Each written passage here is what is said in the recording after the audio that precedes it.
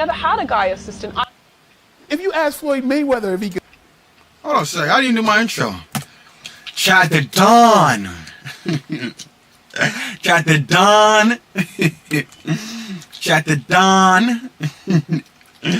Chat the Dawn. Nigga here again. Where the Bradski nigga? Where the Bradski nigga? The nigga here, man. Could beat me, he would say no. He did a great job with Conor McGregor. That is the heaviest person he ever had to fight. There was real danger there. I'm unusually fast for a big guy. Floyd weighs 150 pounds. Yeah, and Conor is like more like 175. When you are under 200 pounds, 5 pounds makes a huge difference. If you ask Floyd Mayweather if he could beat me, he would say no.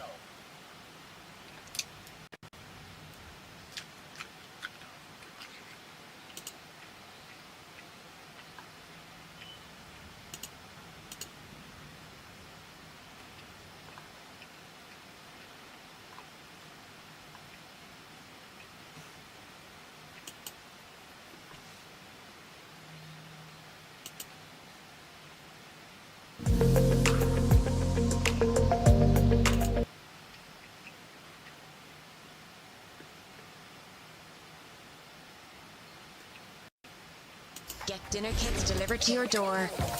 Cook with fresh... From being Mordecai's dream girl...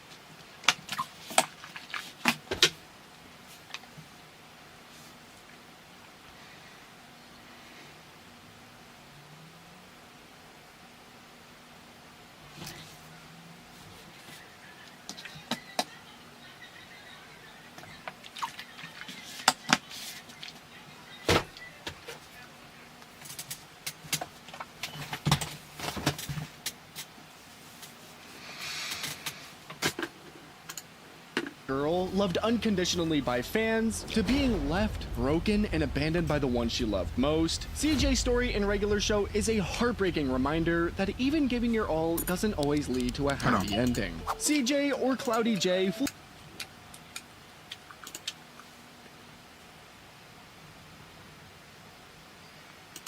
Oh, this one got 51 views.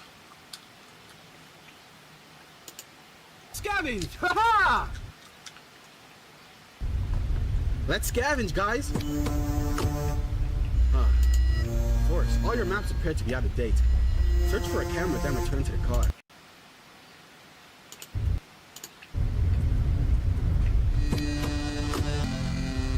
Woo! Who that is that nigga? What? Brodowski! Who are you?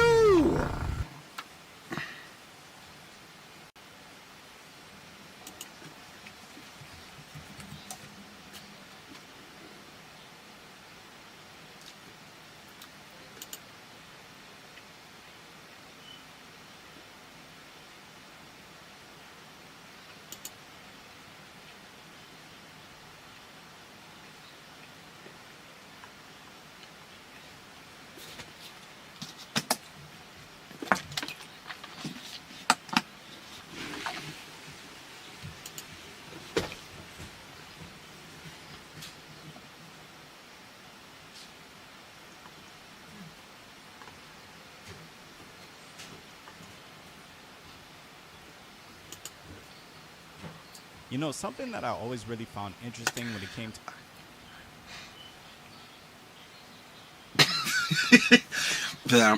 but thank God I ain't sell it to them, though, because, like, thank God. I sell it to them. But thank God I didn't sell it.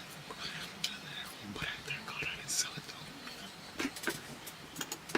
to cartoons and just animated content in general is how, at least in America, for a long time, the narrative surrounding animation was that it's not really something to take serious because it's essentially just for kids. It's really no secret that for years now, the average person most likely associated cartoons with quote-unquote kids brands like Disney, which really helped push the narrative that cartoons and animation as a whole is just for kids. On top of that, there have been countless animators who have spoken out against big award shows like the Oscars, saying that for some reason, the Academy just doesn't view animation as a serious serious thing.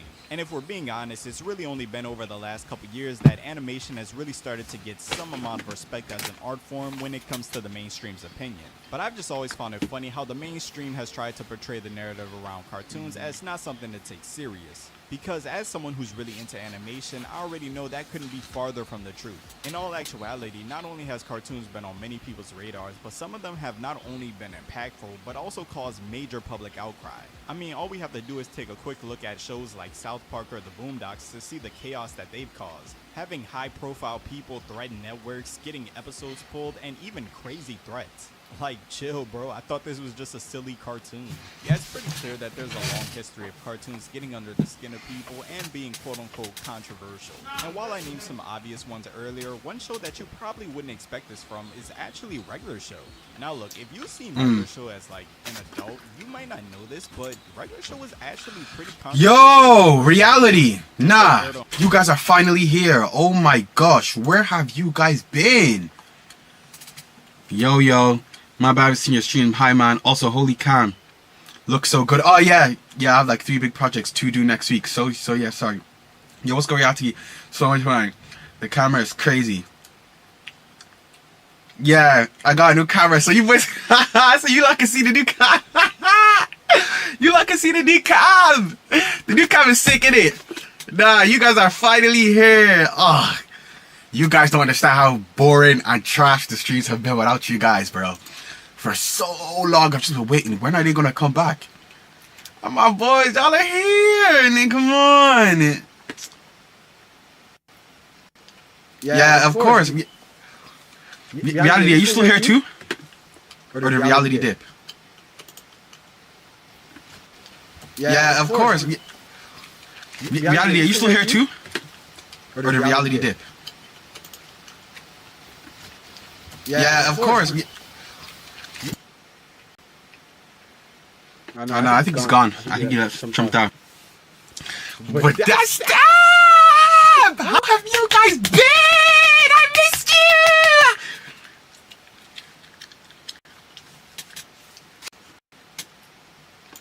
I missed you!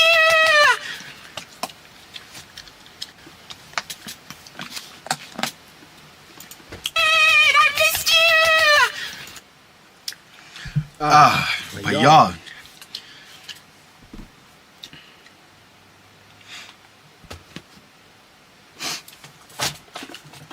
Man, y'all, boys, I've been missing y'all for a while.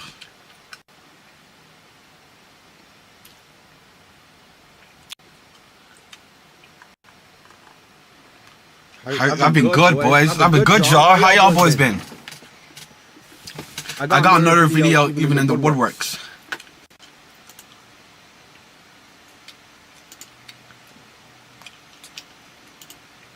On Cartoon Network for kids. I mean, I was 8 years old watching the first episode, but every let's react. show was really young adult coded.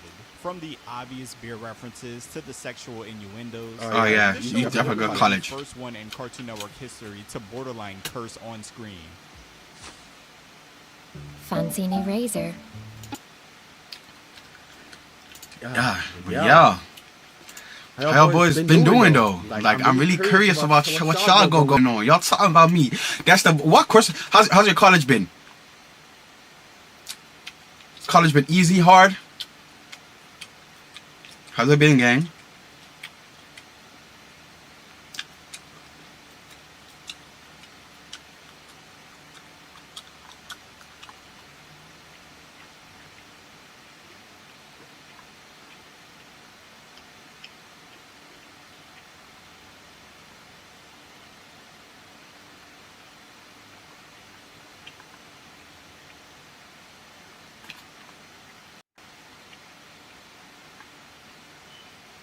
Oh, that's you shooting and getting good views like that.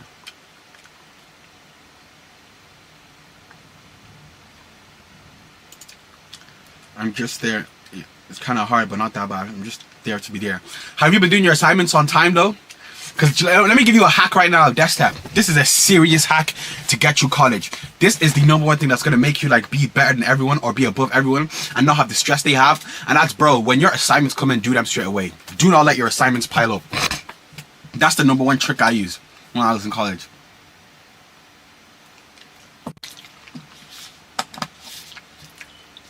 That's the number one tip I can tell you.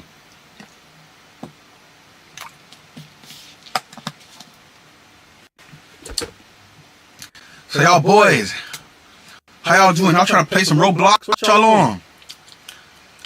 Or y'all trying to react to some videos?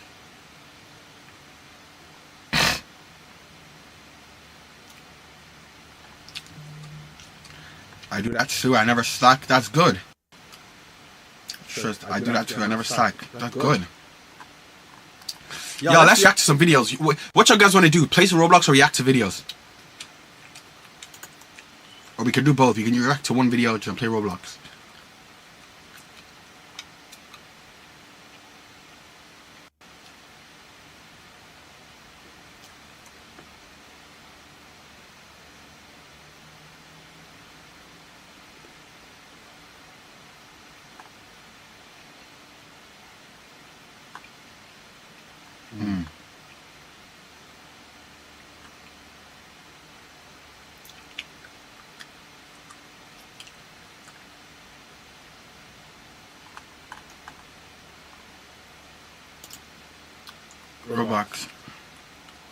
Roblox, alright, cool. My Roblox been acting up though. I think it's because I got the new version, but I accidentally had the wrong Xbox account linked up to it, so.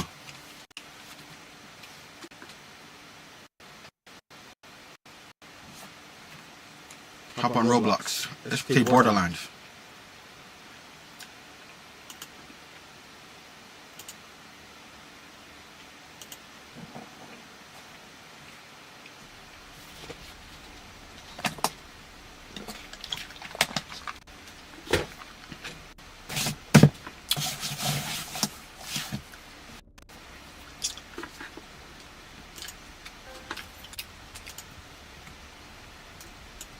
Choose your start or death effect. It's your death.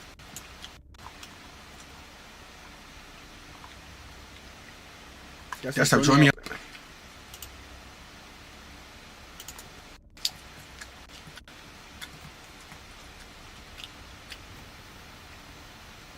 Here, I like Goofy Survival. I'm Alice. Hey Alice, could you help us out in these games? Yeah, sure, buddy. I've lost too many people, even my two best friends. Wow, that's a shame. To get started, head to the blue circle.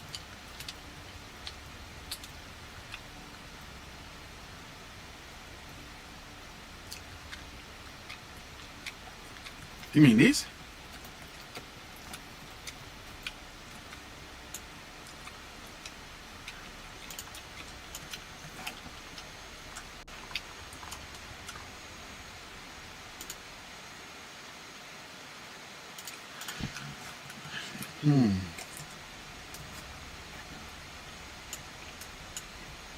Wait, that's I'm waiting for you though. Yeah, GG. Oh, there's reality check.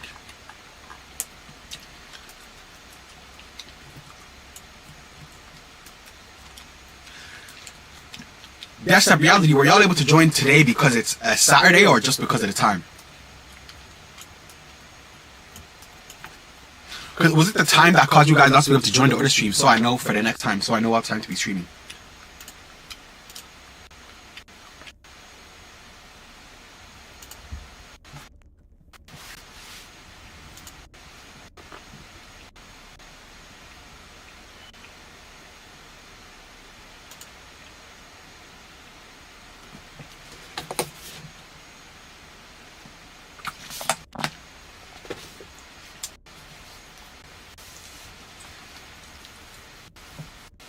Okay.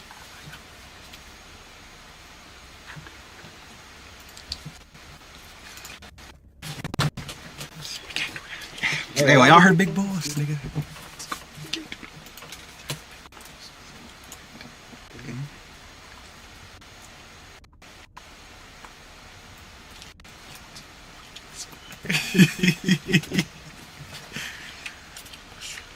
No, straight love and respect for him, bro. You can't touch Tom. Let's see. Ooh! Damn, guys, it's been ages since we streamed. If you can stream there, I can join more. Both. Onto my PC crash. I was wondering, where are you?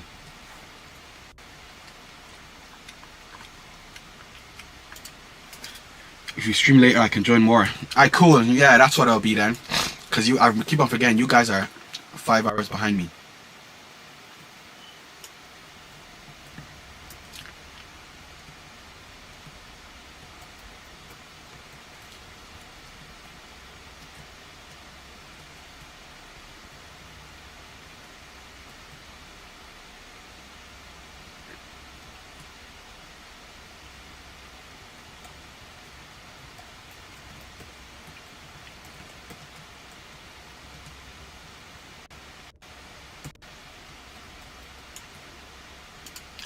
Reality, come back to my lobby.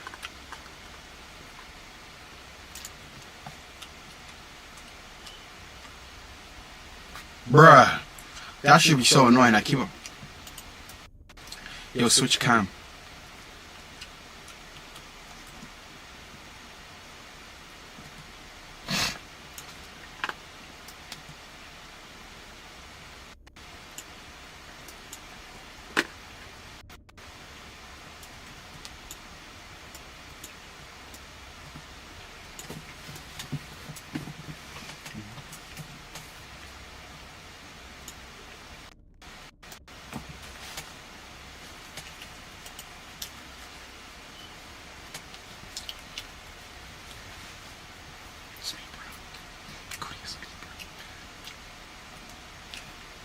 It was good, dog.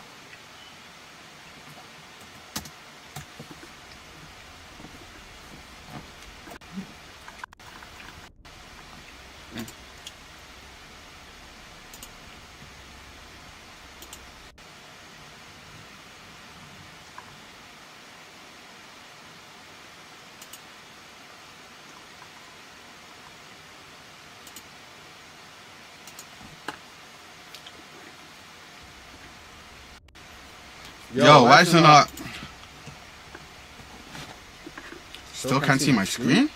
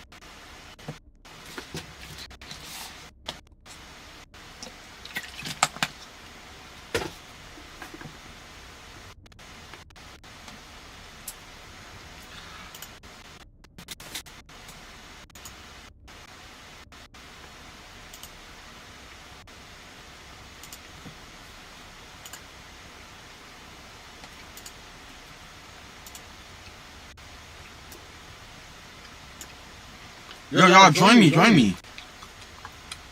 That step, you're here. Yo, my dude.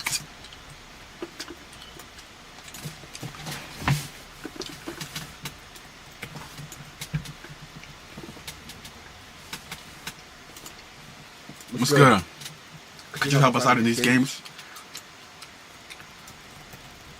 I lost too many people, even my two best friends. So that's not a spoiler for the actual series. To get started, head to the blue circle. If you can survive one game, I'll give you 1,000 coins. Alright, shit. Oh, we're all here. Jump. Okay, get in the circle.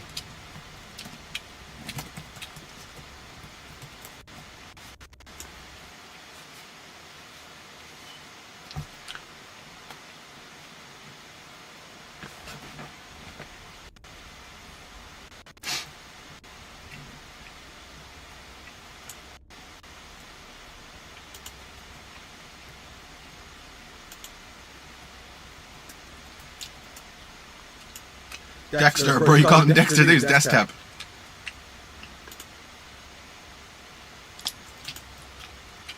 Okay, I'm there. After all this time, I finally remember everything about this strange place. There must be a reason why I'm back. I think there is. I wonder who's behind this game, behind the games this time.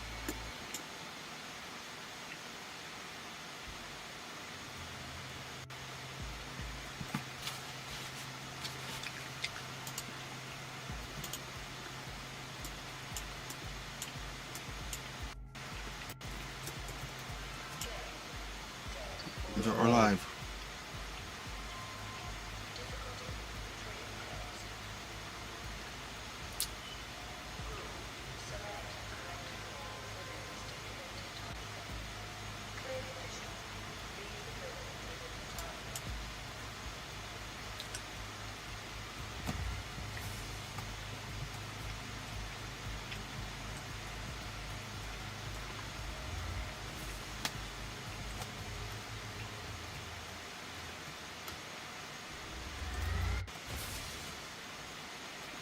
Oh, this one, I remember.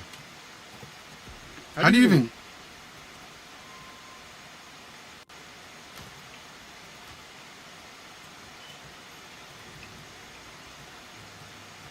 Choose the correct door. Let me choose one this time.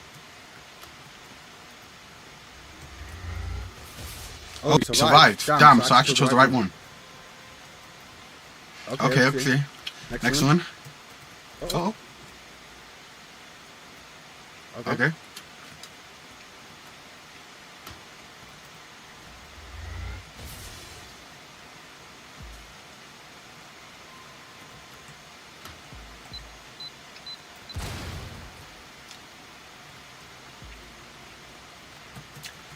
Okay. Damn, zapped. They got his eye. What the brush they got a nigga eye, man? What the brush skinny? F's sake. Guys, I lost.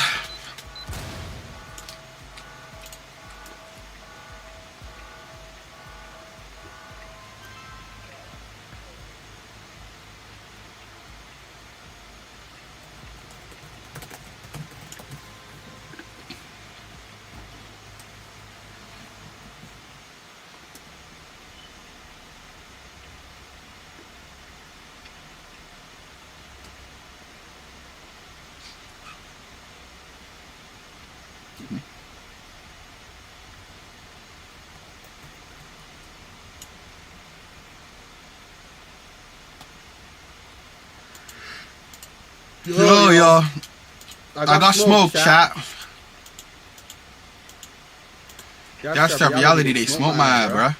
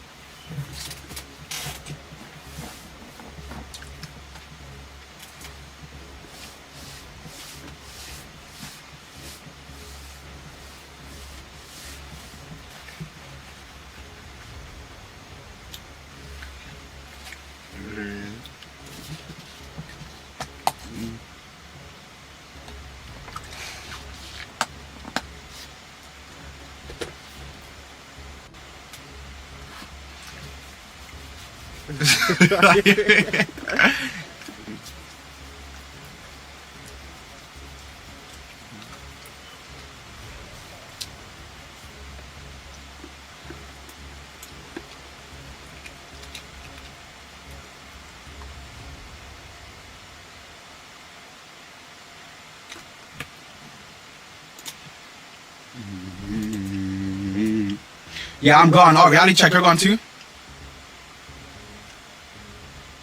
Oh, you left. Oh, okay, return to lobby. Oh, did you guys both get smoked?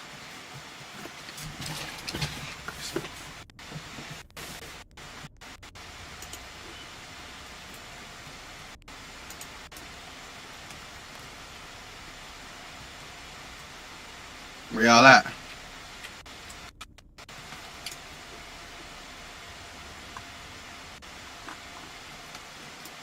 Hmm. Oh.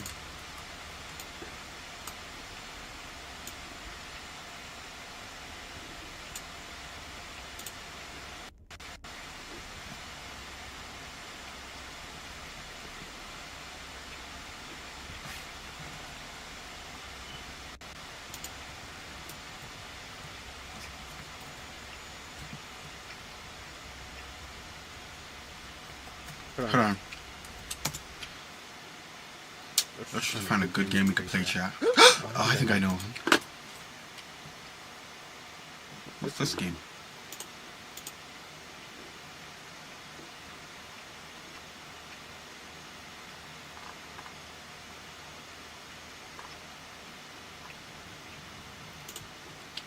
Kind of battle.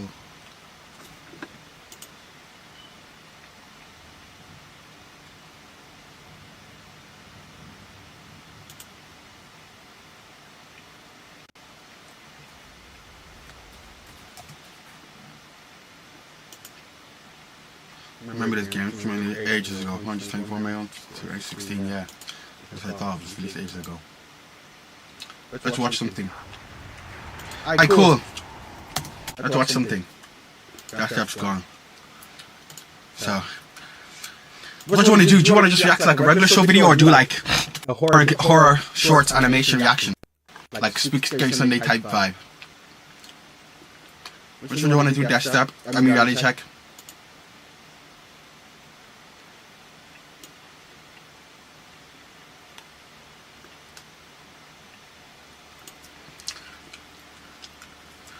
Which one do you want to do? Dash reality check.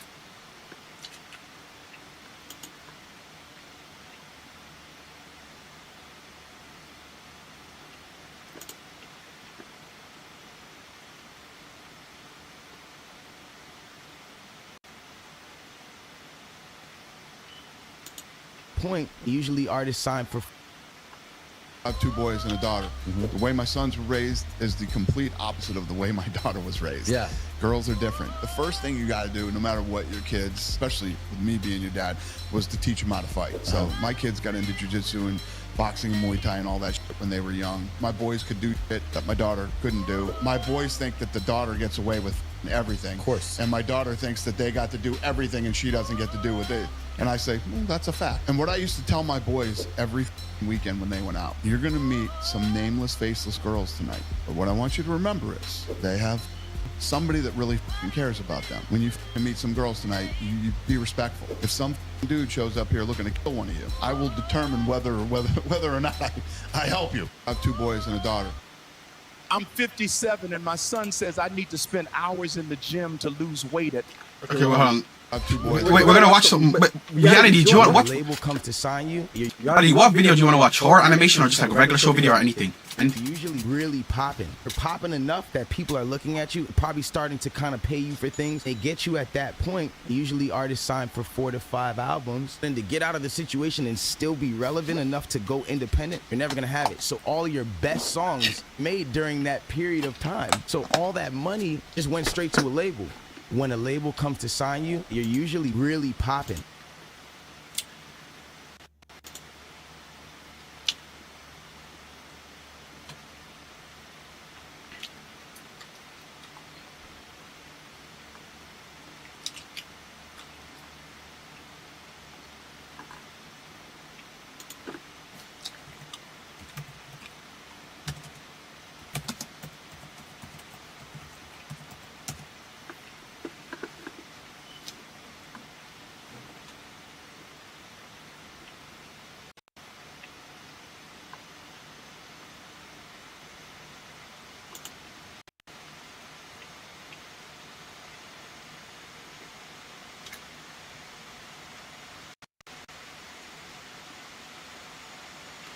yeah.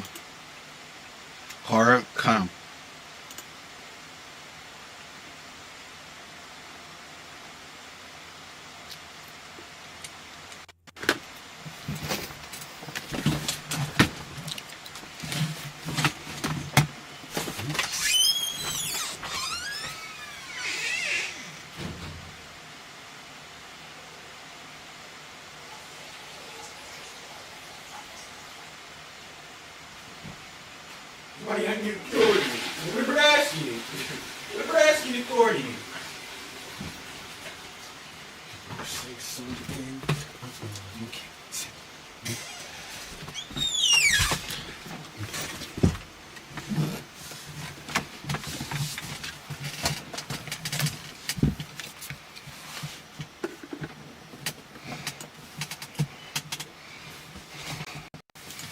story isn't crazy long, but it's one of the wildest things that's ever happened to me. I still think about it now and how close I came to getting ripped off by people I took for granted. So, here we go. It was a Friday night a few years back. I was supposed to go out with Ethan, Marcus, and a few other buddies. Just some bar hopping, nothing major. But that afternoon, I got hit with something nasty. Fever, chills, full body sweats. My stomach twisted itself into knots. And the thought of even standing up, let alone drinking, Alright, well. made me want to keep on. Sorry to stop. Sorry, Ali, I was gone, but let's go. 3, 2, 1.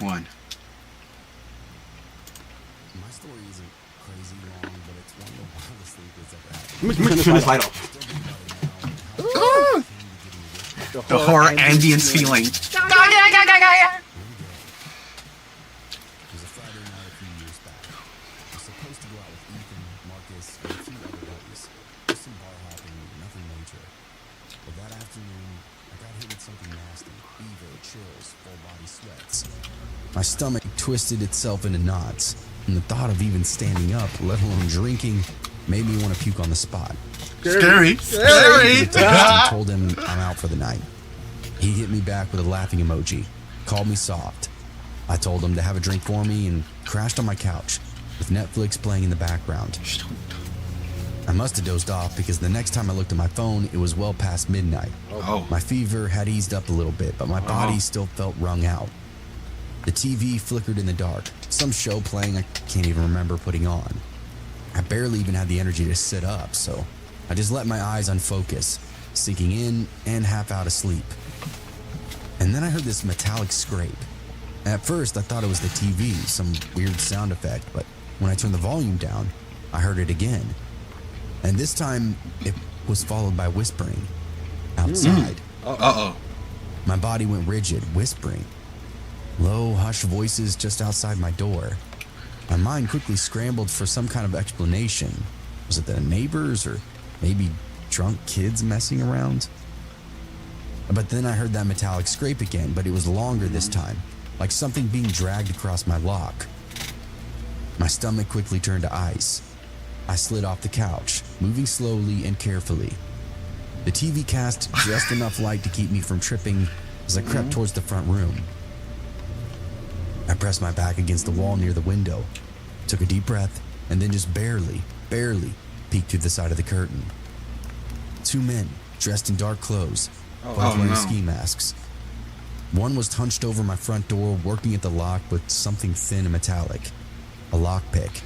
The other stood a few feet back, glancing around, shifting from foot to foot like he was really nervous. My throat locked up immediately. This ain't a prank. This is real. I stumbled back from the window and fumbled for my phone. My hands were slick with sweat as I unlocked it and dialed 911. The dispatcher answered, voice steady and professional. 911, what's your emergency? There's 2 guys outside my house. I swallowed hard. They're trying to break in. Can you confirm your address, sir? I gave it to her, whispering. My body felt electric, every nerve on edge. Where are they in the house? Front room. I can see them through the window. I don't think they know I'm home. Stay quiet. Officers are en route. I peered back through the curtain, breathing barely. The guy at the door continued to jiggle the knob, muttering something. I could just make out his voice now, rough and impatient. But at the same time, it was familiar. A sick feeling crawled up my spine. I knew that voice. I told the dispatcher, barely even believing my own words. I think I know one of them. There was a pause on the other end. You recognize him? I mean, I can't see his face, but his voice, my mouth went dry. Yeah, I do. Were you supposed to be out tonight, sir? That question hit me like a slap. I blinked, my brain working slower than it probably should have been. Come on. Yeah. Gotta speed it up, Chief. I was supposed to be out tonight. The dispatcher's tone then sharpened. It's not uncommon for burglars to plan jobs based on when they know somebody won't be home. You may have been targeted by somebody you know. A cold weight then settled in my gut. Oh no. I stared at the guy at the door. It was his friend. His movements, the way he was shifting when he got frustrated. Every part of it.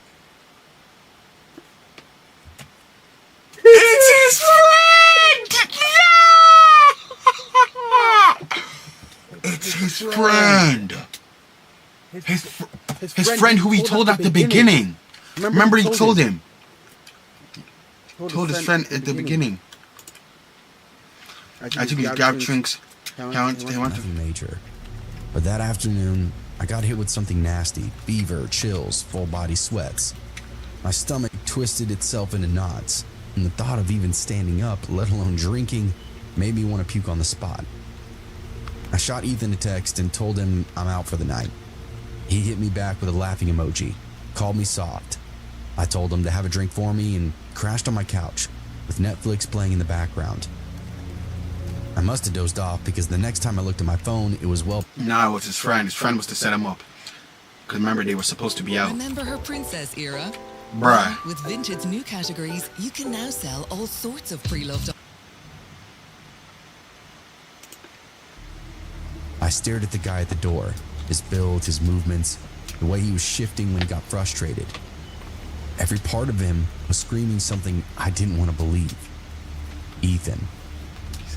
That realization made my skin crawl. My friend? A guy I was supposed to be out drinking with. I didn't want to believe. Oh no. Ethan. Oh no. That realization made my skin crawl. My friend? A guy I was supposed to be out drinking with. Oh shoot, I gotta catch up on work, wasn't BRB. home. Peace out, reality. I appreciate you for showing up. The dispatcher kept talking, telling me I got to stand go, on the man. line, I'll but I make sure wasn't to tune listening. tomorrow. Right, peace I out, hung bro. up and called Ethan. I appreciate you. Outside, I saw his phone light up in his pocket. He froze. The other guy just looked at him, confused. Ethan hesitated and stared at his phone for a second. Then, instead of answering, he sent it to voicemail. My stomach twisted and I called again. This time, he didn't even check, just let it ring. I swallowed down the fear and that rage bubbling up underneath my skin. I typed out a text with shaking fingers. I'm home and I can see you. Ethan checked his phone and stared at the screen, and then bolted. I watched him and the other guy sprint down the street, their dark figures vanishing into the night. But they didn't make it far. The second they hit the driveway, red and blue lights flashed and sirens ripped out through the air. Ah, get him, police. We're already here. Get him! Get him! The moment the sirens hit, Ethan and his accomplice skidded to a stop, and for a split second, they looked at one another, then bolted in opposite directions. It didn't matter though, the cops were already fanning out, voices barking commands. Hands where I can see them. Down on the ground now. Ethan hesitated just for a second, then dropped to his knees, hands in the air. His friend wasn't as smart. He made it halfway across my neighbor's yard before two officers tackled him hard into the grass. I stood there frozen at my window, watching it all unfold. It really didn't feel real. The same guy I shared drinks with, laughs with, confided in, was now cuffed, face down on the pavement. A few moments later, the officers knocked on my door. I let him in, and my legs were still feeling like they weren't attached to my body. I gave my statement and recounted everything that I saw. The whole time, my voice was distant, like I was telling somebody else's story. It turns out Ethan and his buddy weren't first-timers. They were tied to a string of break-ins across the town. Oh, damn. Small stuff mostly. Electronics, cash, anything that could flip quick. Woo! He'd been robbing houses for months and months now, including mine apparently. Hey. The reality of it all didn't hit me until after the cops left and my house was quiet again. I locked the door, double-checked the windows, and then sat in the dark staring at my phone. I don't really know what I was waiting for. A follow-up for the police or my friends, really anything, but nobody reached out. I sat up for most of the night totally perplexed, half paranoid. It was a really weird feeling. I ended up just taking more cold and flu medicine and forced myself to pass back out. Over the next few weeks, I distanced myself from some of the more sketchy friends I'd made over the years and got all the info I could on Ethan. He went away for a few months, maybe a year, but he's out and about again. He even tried apologizing to me, but I still don't talk to him. Folks like that definitely Nigga really tried to say something after trying to break into this nigga's room while he's asleep. Bro actually needs to get out. not worth the trouble.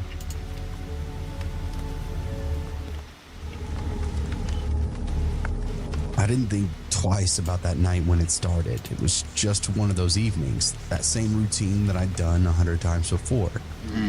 I got off work early, one of those rare miracles that really didn't happen very often, but I didn't question it. Picked up Darcy from the babysitter, buckled her up into the car seat while she babbled along about the cool stuff that she did that day. The usual. The house was dark when I got home, the late autumn chill creeping in. Darcy clung to her stuffed rabbit as I carried her inside, kicking the door shut behind us. The house smelled like garbage, adding to the list of stuff I needed to get done. I flicked on the lights and sat her down and shrugged off my coat. I was just about to start dinner when my phone buzzed. Hey, I'm gonna be late, at least another hour. Of course. I sighed, stuffing my phone back into my pocket. That left me alone with Darcy, longer than expected. I guess not a big deal, but I was already tired. I just needed to get the house together.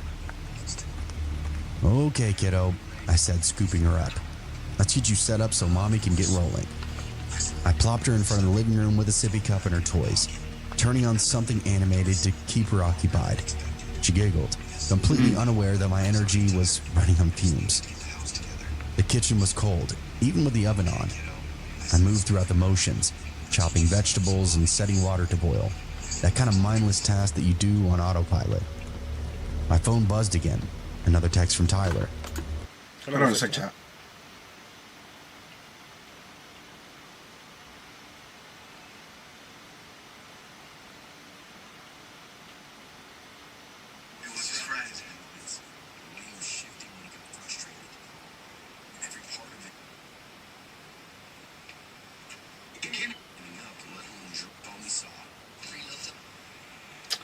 That should be so annoying, man. So I had it just out my yoke, not even realizing you guys cannot see. That should be so annoying, man. Hold on.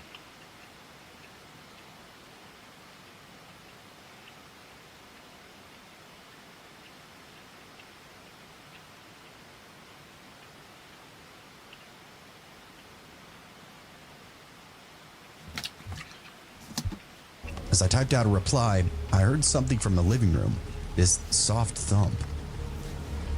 I thought for a second, maybe I dropped a package of pork chops on the floor. No, they were still on the counter. Okay, well, maybe Darcy knocked something over, one of her toys. But then a few seconds later, I heard something else, something closer to a jingle. I turned my head, frowning. All right, something's off. I stood there for a moment, knife still in hand, trying to listen past the sound of boiling water. The house went back to quiet again. No thumps, no jingling. Maybe I imagined it. I shook my head and went back to chopping. Pulse just a little quicker now. Tyler texted me again. I'm sorry, I'm ready to be home. What's for dinner? I started typing back when another sound reached me. Not a thump this time, this kind of whoosh, like air moving where it shouldn't be. I turned my head towards the living room. A breeze? I could feel it now, drifting into the kitchen, sending a cold draft across the back of my neck. I dropped my phone. The front door was open, wide open. The next second was pure electric panic. My stomach flipped. I ran, nearly knocking over a chair. Darcy? My voice cracked as I burst into the living room. Empty. The sippy cup was on its side, dripping milk into the carpet. Her stuffed rabbit lay abandoned near the couch. Oh no. The front door gaped open to the night. Oh no. My mouth is swallowing up my child. I ran to the threshold, heart slamming, eyes darting across the yard. The porch light wasn't even on. Oh no. Pure black and no Darcy. My brain couldn't perceive or process it. 1 second she was there and the next, gone. Love Roblox? Earn Roblox digital gift cards with Microsoft Rewards. Sign up for Microsoft Rewards. I staggered out into the porch barefoot, cold slapping at my legs. I screamed her name into the night. Darcy, baby, where are you? No answer. I ran down the steps and scanned the yard, the driveway, the sidewalk. My pulse was roaring in my ears. Could she have gone toward the street, the backyard? My mind raced through every horrible possibility. And then I heard movement, a rustle from beneath the porch. I spun, breath sharp in my throat. Uh-oh. I dropped to my hands and knees, peering through the lattice work. There she was. Darcy crouched against the foundation, wide-eyed and silent. Her tiny hands clutched her shirt, but she wasn't crying, just staring. Baby, I gasped out. My voice was shaking. Come here, come to mommy. She didn't move. I reached for her, trying to stay calm, but then I saw it, the thing in the shadows just a foot away from her. A skunk. Its black and white shape curled tight, tail raised, nose twitching as it watched me with these beady little eyes. The pulse slammed harder. Darcy was trapped. One move from getting sprayed, or even worse, bitten. My hands curled into fists, and I forced myself to breathe. Panic would not help. Darcy, sweetheart, I whispered. Don't move, okay? Just stay still. She just blinked at me, as if waiting for my next move. I twisted around, hearing footsteps, chest seizing up. It was Tyler, jogging up the driveway, confusion written all over his face. Jesus, what the hell's going on? He panted out, and somehow I didn't hear him pull up to the house. I pointed under the porch. It's Darcy, she's stuck and there's a... The skunk shifted. My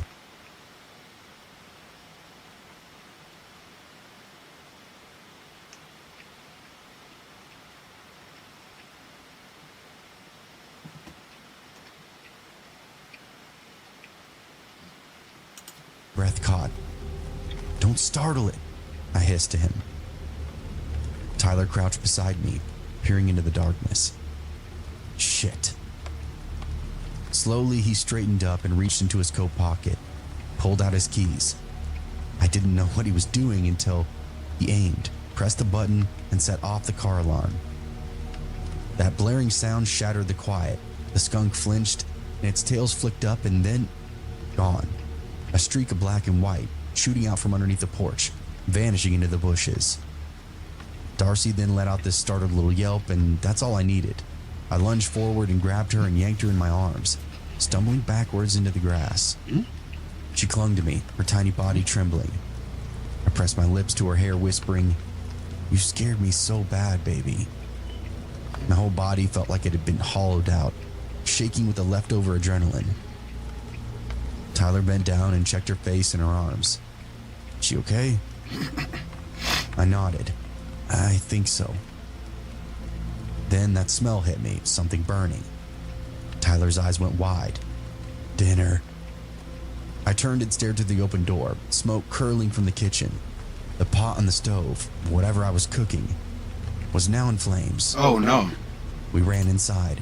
Tyler grabbed the fire extinguisher from under the sink while I yanked that smoking pot off the burner. Okay. My hands were shaking so hard that I almost dropped it. Oh. Flames hissed and died as Tyler let out a blast of white foam, coating the stove, the counter, and half the floor. Okay, Tyler. W tie. That smell thinking quick, filling up the house. Alrighty though. For a second, nobody spoke. We just stood there panting. Darcy still clinging to my hip. Then Tyler let out this short, breathless laugh. Whew. Hell of a night. I wanted to laugh too, but it didn't come. My body was still buzzing from the panic of losing Darcy, from that skunk, from nearly setting our house on fire. I turned and pressed my forehead to Darcy's soft curls, inhaling her scent, that baby shampoo and sweat. We need to check her, I murmured. Make sure she didn't get bitten. Tyler nodded and reached out to brush a hand over her back. No scratches, no blood. We still stripped her down and tossed her into the bath, just to be safe. She was sleepy now, the whole ordeal already fading in her little mind. By the time we got her dried off and into the pajamas, she was nodding off in my arms. I sat with her in the rocking chair, staring out the window into the dark yard, my pulse finally slowing down. Tyler walked up behind me, resting a hand on my shoulder. "It's okay now." I nodded, but deep down I knew. Those 30 minutes were the longest, most terrifying of my entire life. And thank God Tyler just happened to get home a little earlier than expected. Never left that door unlocked again, I'll tell you that.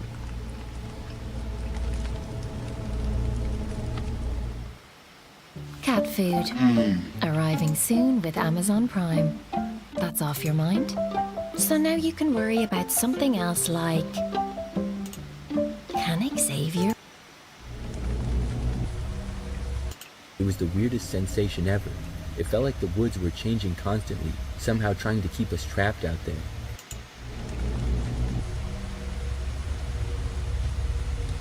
I've been hiking for a few years now, and one evening I went hiking on a trail I've done before, which I considered my favorite.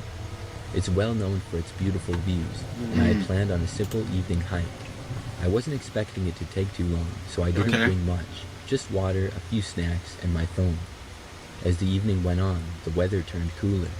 The sun was dipping lower in the sky, and I knew it would be getting dark soon. I had planned to stick to the main path, but I decided to take a shortcut that would get me back to the car a little faster. I'd done it before without issue. This time, though, the shortcut led me into unfamiliar terrain. The woods were denser here, daylight was fading quickly, and I had to have made a wrong turn or missed a turn at some point. At first, I didn't panic because I thought I could still find my way, but as I kept walking, I realized I didn't recognize anything. The path was barely a trail now, just some faint markings in the dirt that I could barely follow. My phone had no signal, and when I tried calling for help, it just showed that dreaded no service message. It was already getting darker, and I wasn't sure where I was anymore. Right as it was getting dark, I saw an old shack up ahead of me. It looked abandoned, like it hadn't been used in years, but it also didn't look like it had fallen apart. The door was slightly open, and nobody was inside, so I decided to go in. It seemed like a strange thing to find out here, but at that point, I didn't have many options. I figured I could use it for shelter for the night until morning when I could see the woods better. The shack was small, with old wooden walls. There was some broken furniture, a dusty table, and a few old crates scattered around on the carpet that covered the ground. It wasn't much, but it was better than sitting outside in the dark.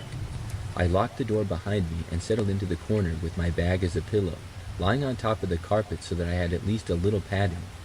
Around midnight, I began hearing noises. It was faint, but there were noises now and then coming from below the shack. At first, I thought an animal had made its home under the shack, but as the night went on, I heard a lot of different noises, some louder scrapes, or just overall rustling around. I was confused, but tried to ignore the faint noises as I drifted in and out of sleep throughout the night. It all came together for me when suddenly I heard loud steps ascending towards me in the middle of the night. There was a lower level below me, like a bunker in the ground. As the steps worked their way towards me, I felt a slight push below. I realized I was laying right over the entrance to down below, which must have been a trap door below the carpet that I was laying on. I shouted out hello, kind of out of instinct, and didn't know what else to do. Whoever was below me trying to open the door frantically ran back down the stairs. A few moments later, I heard someone scrambling away into the woods, making a lot of noise as they went. I was a little worried that the person might come back, but I wasn't going to find the trail in the middle of the night, so I stayed. I spent the rest of the night huddled up in the shack, hoping that the morning would come soon. In the morning, before I left the shack, I tried to open the trap door below the carpet, but it was locked, and I couldn't find any other entrance to the bunker below me. There had to be another entrance because whoever was down there had taken off into the woods earlier that night from a different exit, but it was well hidden because I didn't see it. I made my way back to the hiking trail easily. It was easier to figure out where I was going in the day, and after a few hours, I was back at the parking lot. I immediately reported what I found to the authorities, but when they asked for the details on the location, I couldn't give them an exact spot. The area was so far off the main trail, and I didn't really know where it was. I don't know if the authorities ever even looked for the shack and bunker, or if they ever found it. Maybe they didn't take me seriously, or figured it was nothing to worry about. To this day, though, I question myself why someone needed a hidden bunker below an old wooden shack in the middle of the woods for. It must have been some sort of extreme doomsday prep type of person, or someone who was up to no good.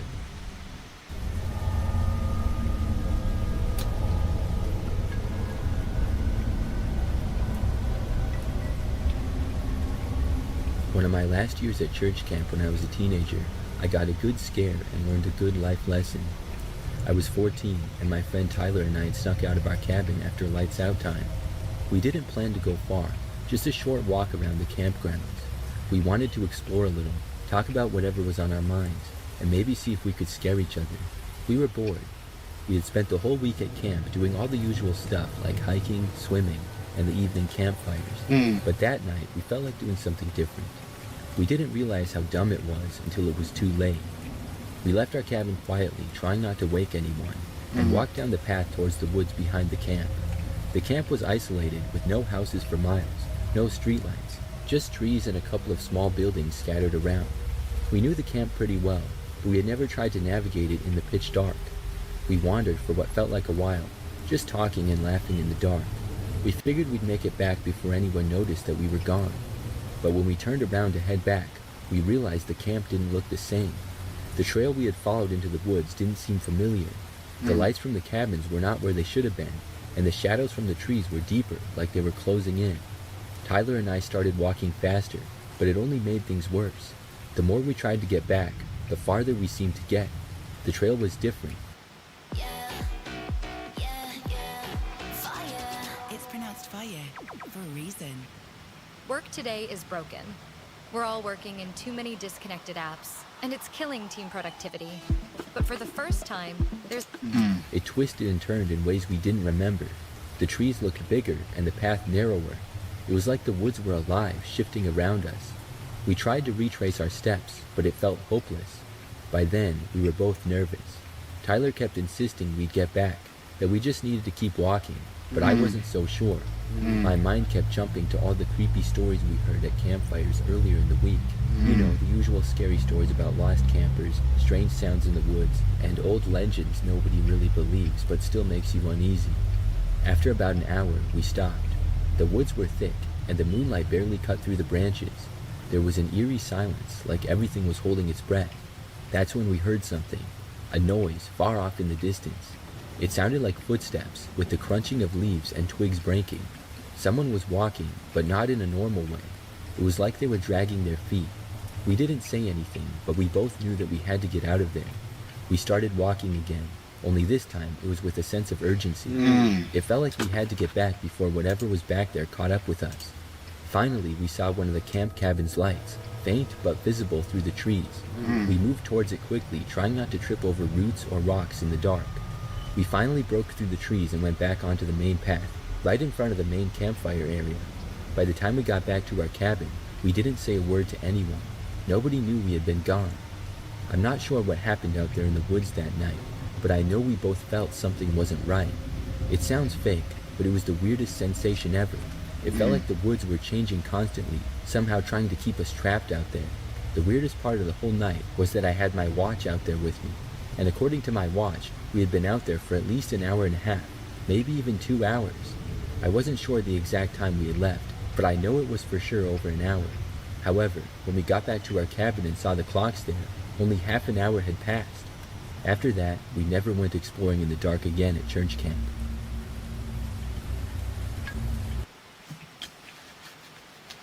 Damn, chap.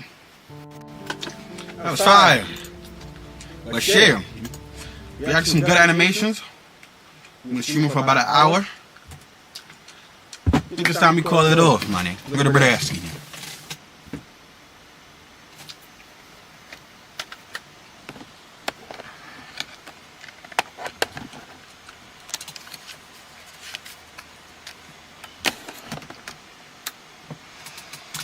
So, chat, peace out, y'all.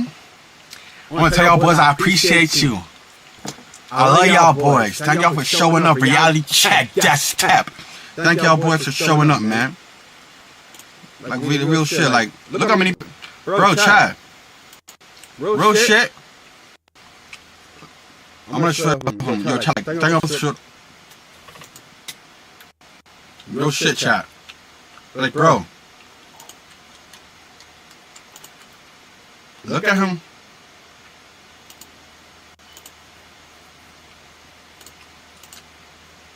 Chat, look how many y'all pulled up. Look how many y'all boys pulled up. You got so many viewers in here, chat. Like, bro, look at all the chats.